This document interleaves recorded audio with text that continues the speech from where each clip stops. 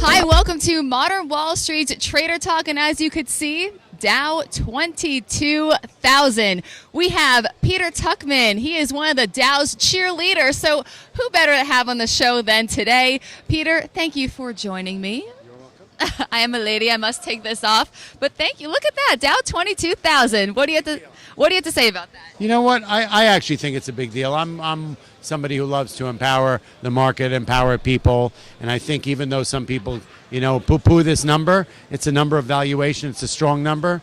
Whatever's going on in the world that completely is dislocating people's feelings of safety and riddling them with fear, what's going on in Washington, net at the end of the day, we need to be reminded that if you're in the market, you're doing well. The market's strong, right? Buy USA. It's all good.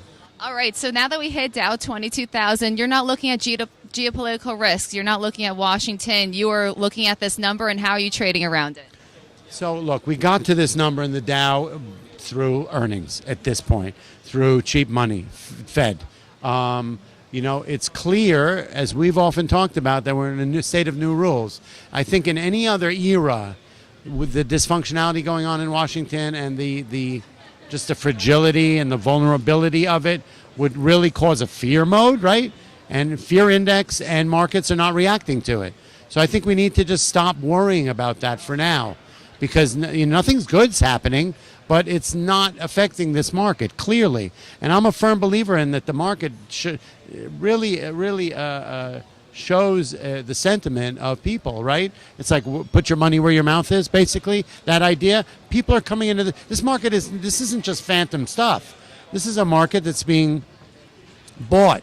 It's being bought. We don't know who's buying it, but it's being bought by everybody internationally or whatnot. It's not gold they're buying. They're buying the industrial average, right? They're buying, some things are being sold. Since we spoke last, we've seen, we really need to address the fact that some stocks are down. We saw the FDA thing happening with the tobacco companies. Those guys are down number of percent. Right, over the fact that they're going to lower the nicotine levels in cigarettes. The transports have been hit a lot. The transports, which has been alarming to some people, especially that it's approaching its 200-day moving average, which my understanding is that's like, whoa, now that's a problem. You're saying in new rule mode, it's not. Well, I'm not saying that. I'm just saying that it's something we need to look at. Okay, historic data shows us that where the transports go, the Dow goes, and the markets go.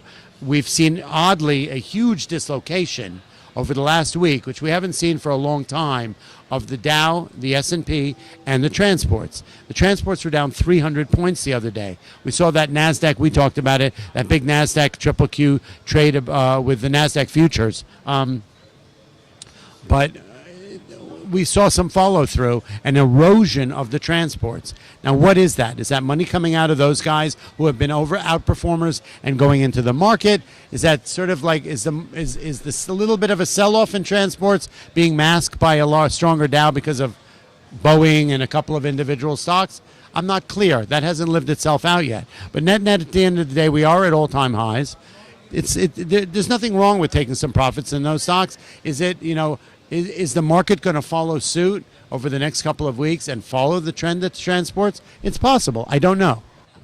Okay, now, Peter, we also have some economic data points this week. I know you say I'm not an economist, but there is non-farm payrolls. I'm sure that there's going to be some sort of reaction to that. So what do you say? What economic data points this week is going to be the big news? Let's look at new rule mode.